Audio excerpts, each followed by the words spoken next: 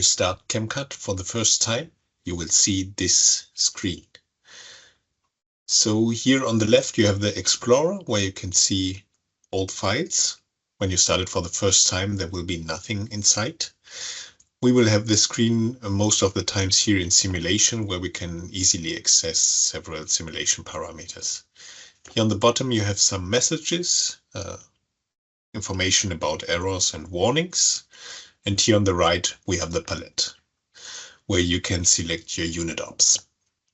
So if some of the screens, you don't want to see them all the time, you can go here to view, switch them on and off, and they will go away and appear again whenever you need them.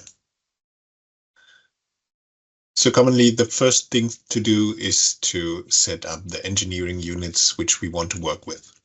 This happens here on the home screen.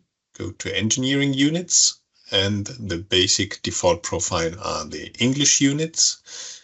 So I would like to set up common SI units, but then I switch enthalpy and work to kilowatt hours, which is for me a more familiar unit.